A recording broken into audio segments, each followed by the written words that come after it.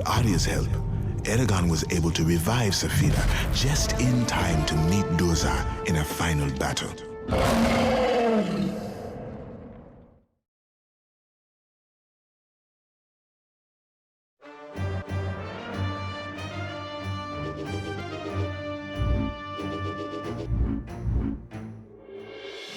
Final battle.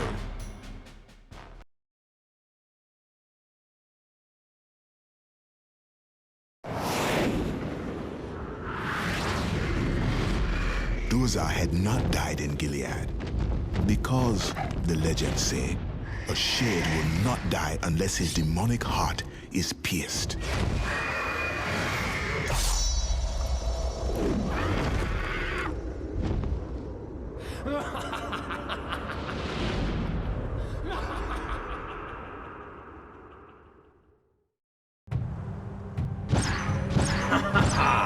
Now you will die, Dragon Rider. Never win, Doza. All of Allegesia will bow before me. Brissinger! I sense fire running up to the east.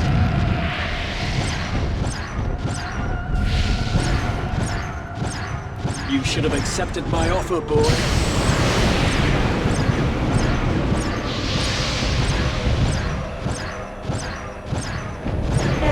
Dark magic.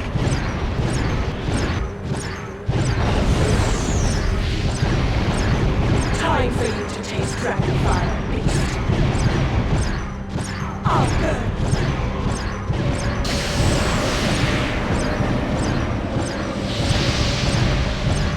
Brissinger!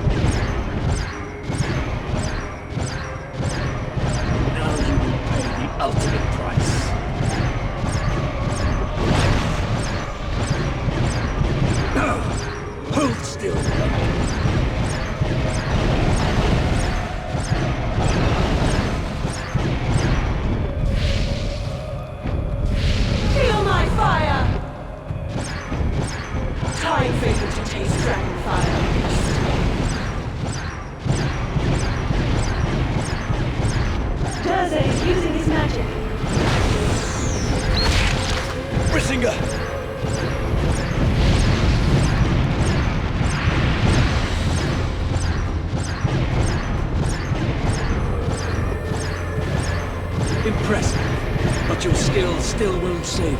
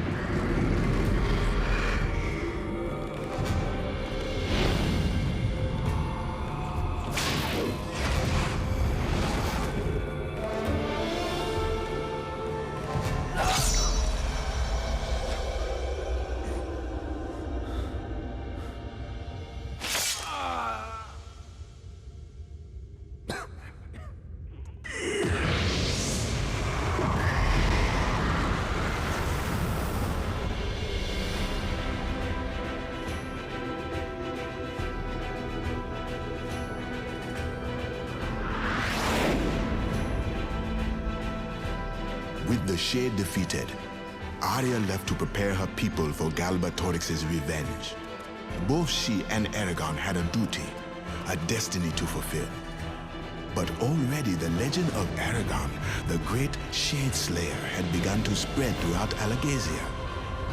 And the Varden, who I, Ajihad, lead, would never forget the debt we owe to Saphira, the mighty dragon, and Eragon, the brave dragon rider that sits upon her.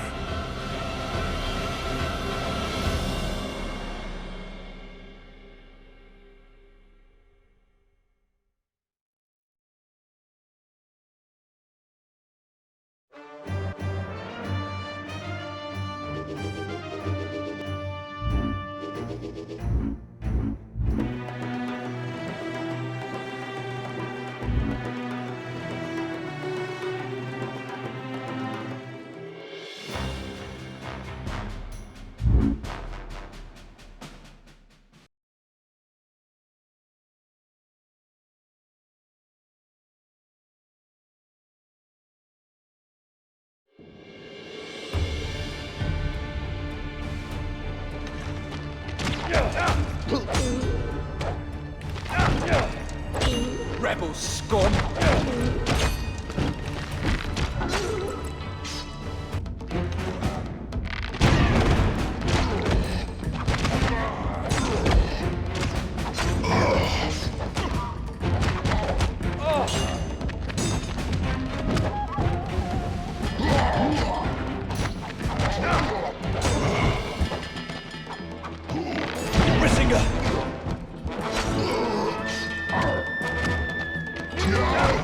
I'm injured.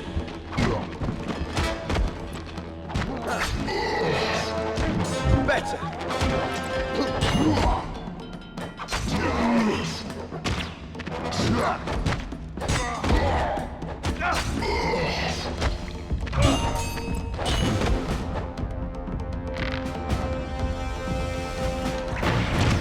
Yes!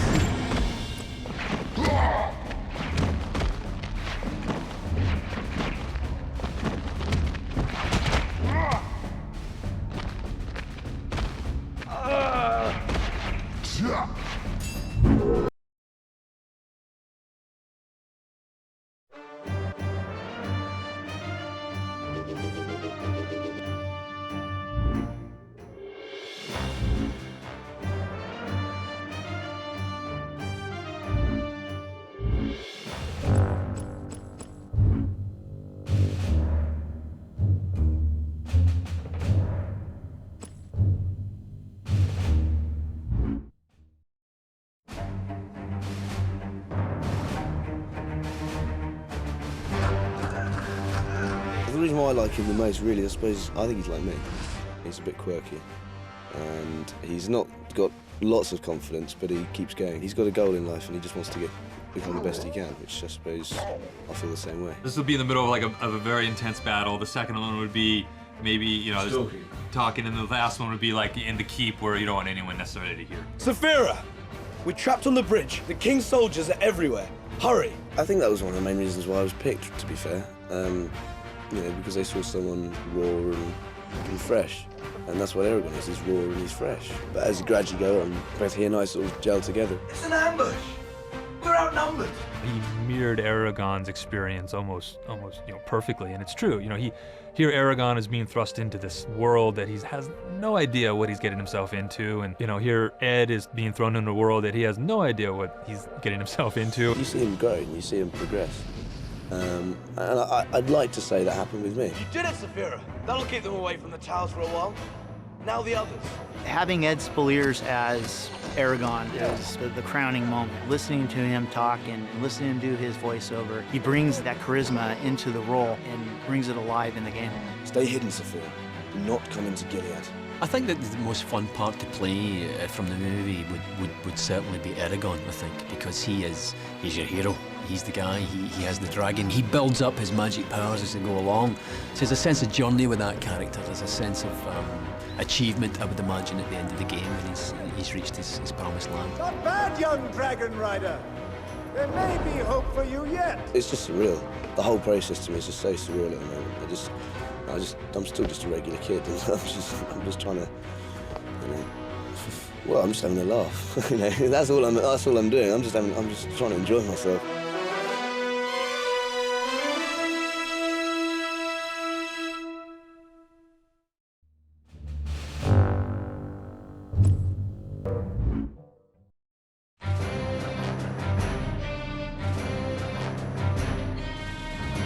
Whenever you're working with a premier license or a property, one of the first things you really want to do is explore the property, find out what's interesting, what's special about the property, why do so many people find it appealing, what kind of things would they know about that person or that character, that world, if you were to ask them. The next step, once you get into game design, is to try to align the actual core gameplay concepts with those license themes. That's really where you get the best match between working with a license and actually developing a game based on a license. Brissinger! We've got one of the most talented developers in the whole video game business working on it, who brought a lot of people in from different film production houses, and these guys are heavily involved, digging really deeply into all the combat mechanics, the magic, and all the other great parts of the game They're working very closely with the film's production people to really integrate the film and the game to make sure they feel like one and the same. The first phase of designing a game is really kind of laying down your ideas on paper and then deciding, okay, this is going to work, this isn't really going to work, and then how are we going to actually implement these things? And so there's a lot of pre-planning that goes into it. The second phase is actual implementation, and that's where some things you thought were going to work out beautifully, other things just aren't really fun to play, so you have to really tweak the actual implementation to make it fun. The way we interact is he has a game design document, and we go through that document, we pull out the new technical features that need to be implemented in the game, we discuss what kind of tools that we would need to build to provide his design team to build out and use that technology to build the gameplay. How are the designers going to lay out the flight paths for the Dragon? How are the designers going to lay out the AI and objective points for the enemies to go and how to train their brain? How are the designers going to tag the geometry or the gameplay areas as interactive? It's a very back and forth process. It's really about us trying to meet a middle ground. We work closely with Fox, and the creative director from the film has given us feedback on all the game design elements that we've put into the game. We have likeness rights for the actors in the game, so we'll be using characters that look exactly like they are in the film. It's pretty crazy. I just thought, this is absolutely mental. I'm playing as me, and suddenly there's a close-up and it falls to the ground. Whoa, he's got the same eyes as me. Oh, he's got the same hair. Oh, it's an animated version of me. A lot of the core themes in Eragon are based around his growth as a character, his connection with Saphira, this dragon that he finds and basically develops a really deep bond with. Eragon becomes a master swordsman, so we really wanted to explore that in the gameplay and have much deeper combat, much more strategic combat, and just have the battles be way more dramatic. The second theme is Eragon's use of magic, and we really go deep with that in the gameplay. He uses magic to enhance his combat and also for solving puzzles and progressing through the world. What's going to set Eragon apart from other movie-based titles is that we had the freedom to bring Allegasia to life in ways that aren't presented to the consumer, either through the book or through the movie. We had the ability to take kernels of gameplay or elements of fiction and then bring them to life in new ways that fans of the fiction are going to enjoy in an interactive experience.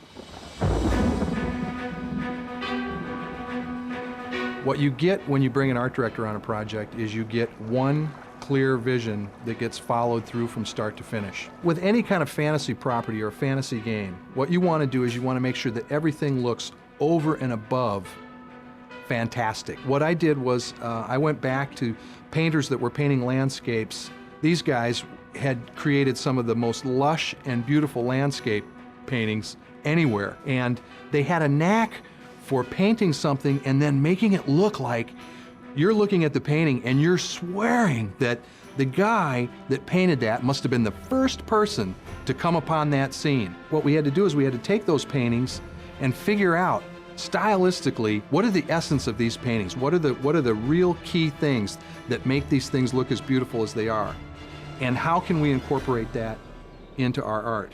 John Kleber is great. He has had a consistent vision for the artistic style of this game, and if it's one thing that you'll see right away as you're playing the game is that there is a continuity throughout the entire game with regard to the art direction. Tim Ramage, our producer, and John Kleber went out to Budapest where they were shooting the film, and they took digital stills of the sets as they were building them. They were actually able to get a pretty nice blueprint of all the villages and all the Varden locations. The player's going to be able to walk through the city of Gilead pretty much as it was built. The textures are going to look exactly the same, and it's going to feel like you're really in that location from the film. There are landscapes in this game that I think have such a cinematic eye to them that it could be a movie unto itself. The world is full of rich, natural color. It's all about balance.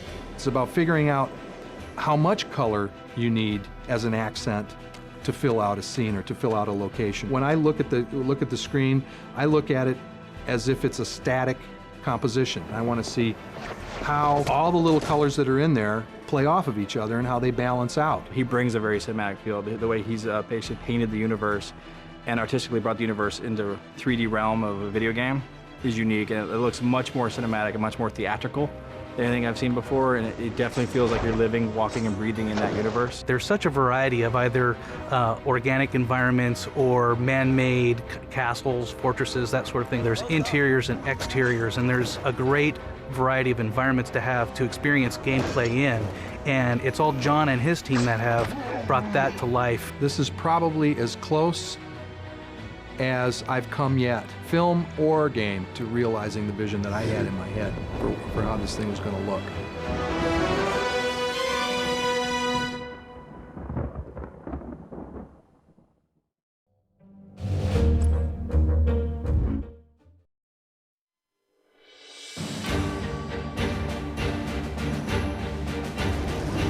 Search all the buildings! The Dragon Rider is here somewhere! Anytime you have a property, anytime you have a movie where after you've watched the movie, or in our case, read the script, read the novel, you already care so much about the characters. You care about what happens. You understand why the enemies are evil. You understand in rich detail what it is that makes them evil. You begin the game as a player and as a game designer with this intense feeling of, I know how I want this to go. There's stuff that has to happen here, folks. Galbatorix has to be stopped. These people have to be helped. The Varden must be reached. You start with that emotional imperative. As game designers, it's our job to involve the player in those missions and to bring that to life for them. I'm the executive in charge of production. What that really means is that everything that's creative about the game, everything that defines its vision, I don't do. What I do is I help create the team, I help create the structure within which the team can work, I create the environment in which the Eragon team creates the game within that world. At Stormfront, what we like to do is on each of our projects we'll have a design director, and on Eragon that's Ray Gresco, who leads the design, leads the vision for the project, and he holds up that torch of what we want this game to look like, what we want it to be like, what we want it to feel like for a player, and then people pursue that goal. We have the producer who is in charge of how we get there. That's Dave Ross. How we're going to make the whole process work. How do we reach that end? We know we want to invade the beaches of France. We know we've got 500,000 people ready to go. Exactly how are the boats going to get there? What are we going to do when we get there? How are we going to get on land? That idea. And then we have the art director, John Kleber. How is this going to look? What will your eyes pick up? How will you feel about what your eyes see on the screen? How will we take the characters and make their vision real? You saw Eragon in the theater. Now you're going to go home and play Eragon in your home. How are we going to translate that look from the film into the game so all that sense of emotion you have watching the movie comes home with you? Those are all things that have to happen. In audio, Andrew Boyd, the audio director, Rob Mills, the composer, what they're trying to do is take that mood of the film and bring it in and have that translate again into the game. Music drives so much of how you feel, even more than we're conscious of. The sound effects, does the scene feel real or does it not? The audio guys have to deliver that. So each of those leaders have to be able to produce for their discipline, for their craft, that reality. And we talk about programming at the center of everything. Ken Zhao, the technical director, he is in a position where he has to be able to take the technology and make all these other pieces work. Because without the technology, you're right, they won't all come together. BUG came to Stormfront to create the Eragon game because we're committed to the idea that game design and storytelling can in fact come together in a seamless way. And that you can take the feeling, the emotion, the commitment of a great movie, and you can take that feeling and translate into a video game that will continue living as part of Eragon's world even after the credits roll at the end of the movie.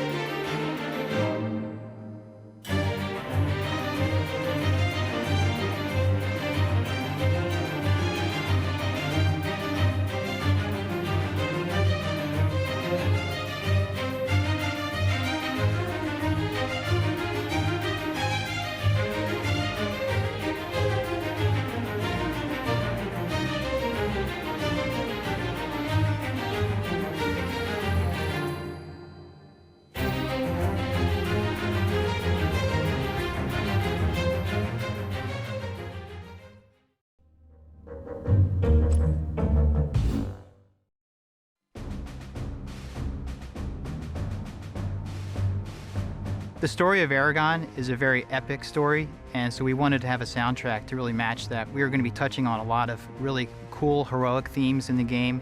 There's a large progression in terms of Eragon's growth, his hero's path. So we really wanted the music to capture that. The plan all along for Eragon the game was AAA. And how do you do AAA? You get a top-notch orchestra to do AAA. Music libraries and sample libraries and electronic music composition has come a long way and sounds fantastic, but you mock up these pieces and you put all sorts of time and effort into making them sound as grand and as full of life as you can, but as soon as you put it in front of a real orchestra and that first note hits and the bows strike and the horns go, there's no comparison.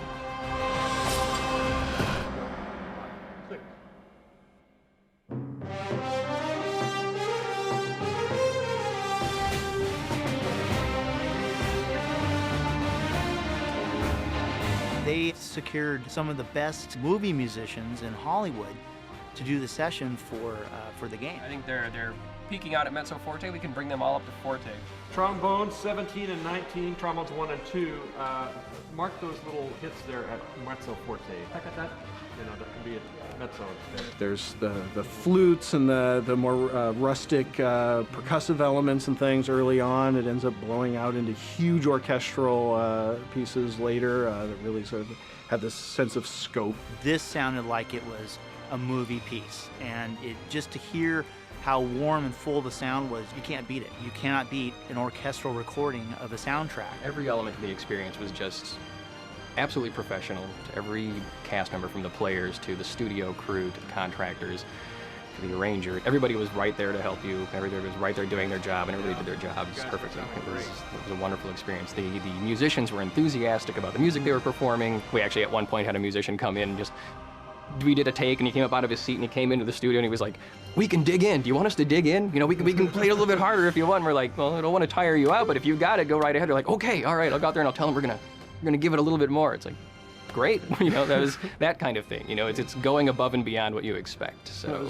it was nice that we were able to have a sort of relaxed and really enthusiastic and fun atmosphere at the sessions. I think really counted for a lot. Imagine a grown man doing this. It's fun. It's big, adventurous video game music. You know, it's fun to hear, and apparently it was fun to play. Fun to play, yeah.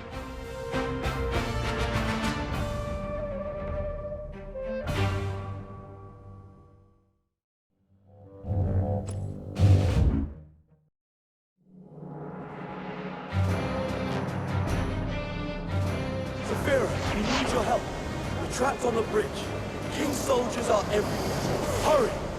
It's really the core theme of the book and the film is Eragon's bond with Saphira, because as he grows and develops as a character, so does their bond together. So they really are kind of growing together through the book. It's really not just one protagonist, it's really Eragon and Saphira. Saphira is not his pet, and she's not just like a sideline character.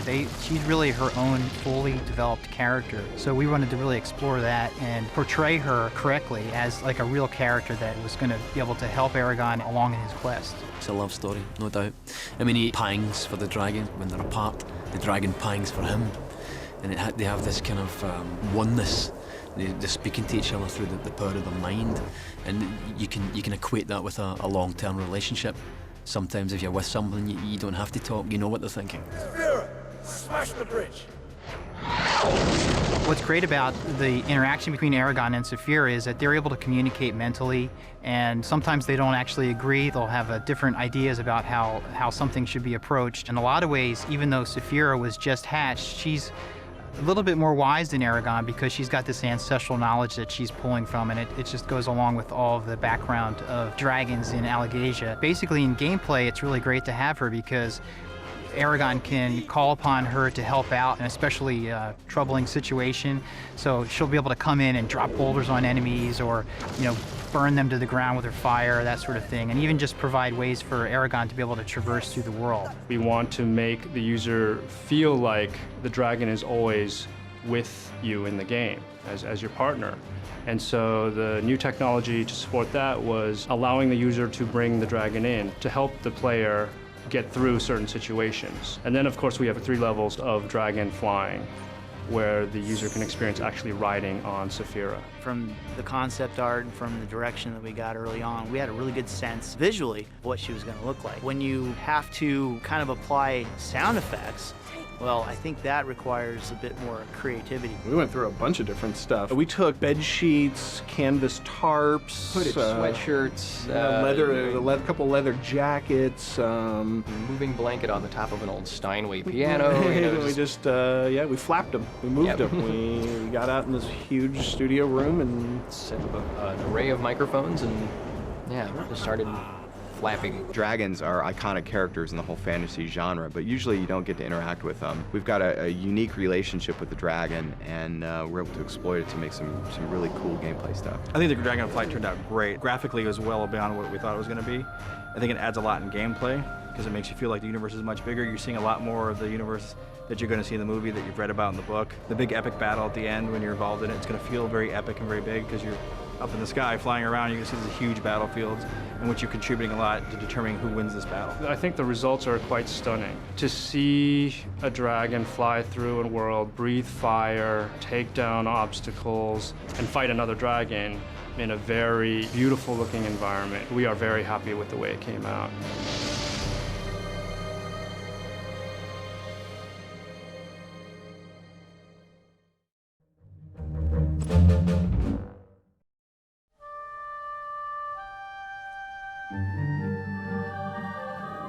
Eragon, no.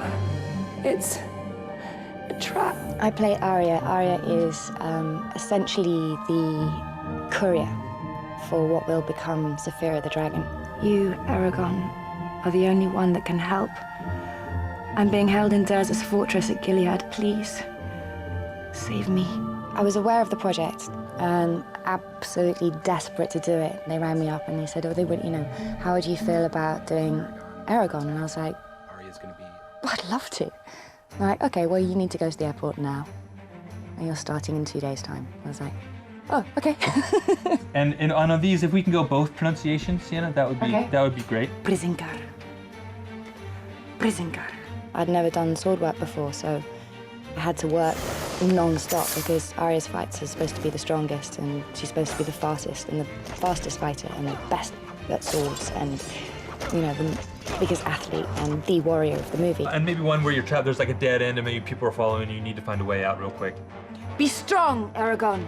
There is this kind of spiritual, sacred quality to her as a person and to her character, and again, it makes a lot of sense why they ended up casting her. She's a great fighter. One of the greatest things that she really appreciated was the fight scenes. She's the ultimate fighter. So that was really hard for me because I had to outfight all the boys. I've got all my spinning moves and all the cartwheels and falling backwards and catching off the dragon's tail and spinning around and spinning on the floor. There's just no qualms about who's the best warrior. I mean, clearly, Sienna Guillory. She definitely, by far, tough.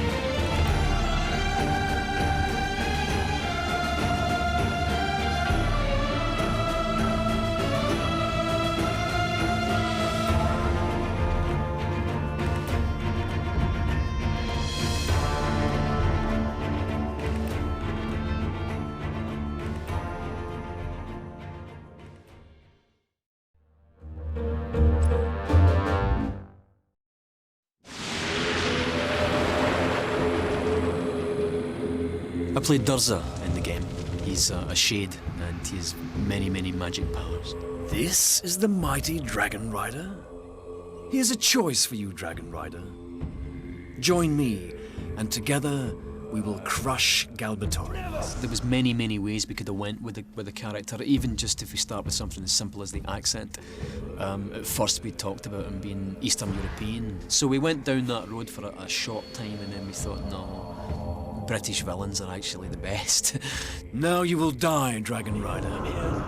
All of Allegezia will bow before me. When they cast him as Durza, I just thought, wow, that's really interesting. That's gonna be very cool. Just makes the game all that much better because, again, it brings authenticity to the character, and it turns out that he brought Durza to life. Yes, and it's already sprung. You should have accepted my offer, boy. Now you will pay the ultimate price. When you're in a sound studio and all you then have to play with is your voice, you can concentrate more on that. Obviously, you tend to embellish the words a lot more. You're aware that it's the spoken word. Legend has it, the last thing a Dragon Rider hears before being consumed by death is the scream of his dying dragon. The spoken word somehow in a small sound studio such as this, it has a tremendous kind of reverb to it, and you feel like a power, a different type of power. And again, if you want to open it up, maybe give me one as is. If you want to open it up after that, feel free. Risa. Risa. You know, we'll do a line at a time, and he'll give me very different qualities on each one, and then he'll stop. He'll take a moment, and then he would stop and he'd look right at me, and he'd stop and he'd turn his body over, and he'd look at me, and he goes, did that work? How was that? We're okay?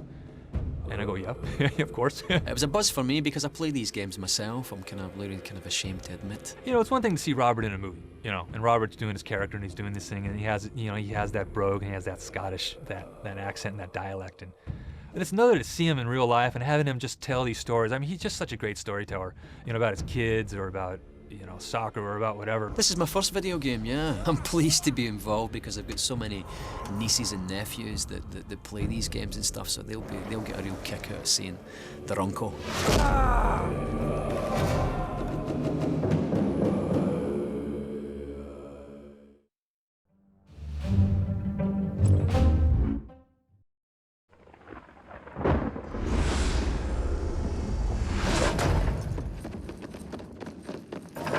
A couple things that Stormfront is known for is sound effects and music. It's not just one guy sitting behind a keyboard putting in many effects in the game. We're using sound effects from the film, and they're taking a lot of time with Foley sound, definitely to give it the more depth. There's also, once again, trying to match that cinematic epic feel, you know, and we want it to sound like a movie experience. We want, you know, the surrounds to be kicking in at the appropriate moment. We want, you know, the clash of swords and the sound of combat to sound realistic and movie-like. We went into a studio for a couple of days, actually, and did a huge sound effects source recording session where we did all kinds of things. We captured all new metal sounds for the sword play. We captured various kinds of destruction sounds. Some great wing flap source for the dragons flying around. Real disgusting combat sounds. We did some great stuff with dog food. I think it was especially everything from just, you know, kneading piles of raw dog food, you know, to get a good squish sound up to the classic punch in the cabbage. We smashed some cantaloupes. There's all sorts of sounds. We got a shopping cart and walked up and down every single aisle, banging everything we could find into every other thing we could find. We found interesting sounds. We were the only customers in the aisle picking up pieces out of, the hinge and hook department and going, ting, ting, ting, ting, ting, ting. It's a good one right here. There was a great moment where there's a guy actually buying a heating duct. And we just happened to walk by right as he pulled it out of the container, and the sound of him pulling this heating duct out of the container was so great. We looked at each other and said, wow, we have to have one of those. And this guy had no idea what was going on around him, but we grabbed the heating duct.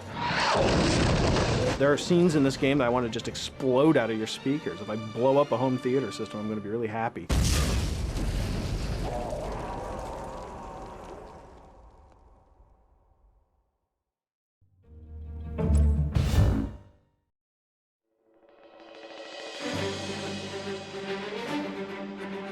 Who are you anyway? Murtagh. I'm your new partner, Dragon Rider.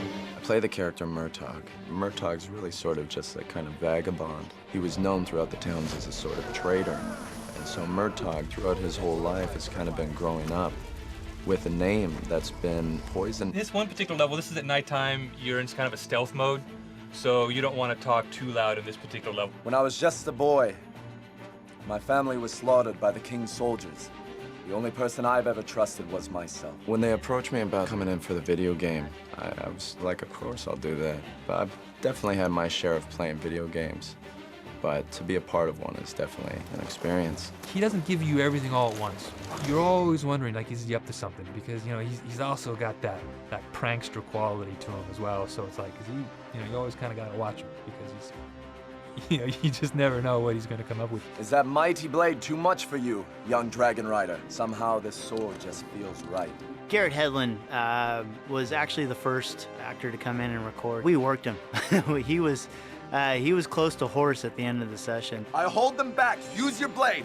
Preparing for the voiceover session is much different than acting in the film. For every line, you sort of dissect it, and you say them over and over with different levels of intensity and energy. Urgles, behind, let's go! I'm surprised I made it through this section. I thought I was gonna have laryngitis by the time I walked out of here. Eragon, call your dragon! I had good fun with Garrett. He's a good boy. You can tell he's a farm boy, but he's a giggle. I'm at least happy that my character can wield the sword better than Eragon.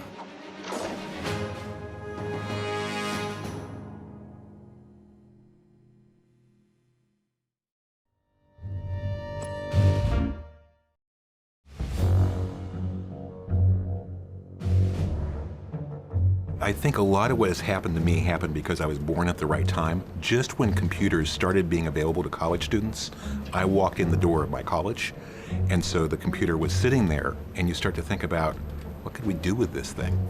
So out of that, as a college writing major, I learned to program. Okay, we're fooling around, we're writing games for each other for fun during the 70s. And then 1980 rolls around and suddenly there's an industry. What I saw in the way that writing and programming fit together is that when I first saw the computer, I recognized that the person on the other end of it could influence how the story went. So to me, programming started out as a new way of being a different kind of writer. You're creating moments, you're creating suspense, and obviously back then it was text adventures and text RPGs and things of that nature. But you're still creating that same sense of suspense, a story where you don't know the ending until you go through. And because you have some form of interactivity, some involvement, it's a completely different form of writing. Games, theater, novels, what do all those things have in common? They have people you care about, things that unfold in a way you cannot predict, and an ending you can't know until you get there, even though you have an idea of what's going on ahead of time. So to me, games, sports, theater, stories, all those things have a lot of things in common. So instead of being four completely different ideas or four different media, they have a lot of things in common. To me, they all start out from the same basis, and then it's just the stalks of the flowers grow in different directions. In the 70s and 80s, we had one person, basically one project, certainly in the early 80s. So when I wrote Utopia, I programmed it, I did the art, except for one little box I couldn't quite get right. I got a guy to help me with. I did the audio, I made the sound effects, I did the whole 9 yards. I designed the game. Now, you have teams of 50, 75, 100 people, and you need all these specialists to be able to take their talents and unify them to a single purpose and a single vision. So yes, technology is enabling now, but it isn't the center of everything. It's one of the players in the theater. It's one of the actors, but it isn't the center anymore. The center is the vision of what we want the player to feel when they play the game, and that is the ultimate goal. Everybody else now is serving that master.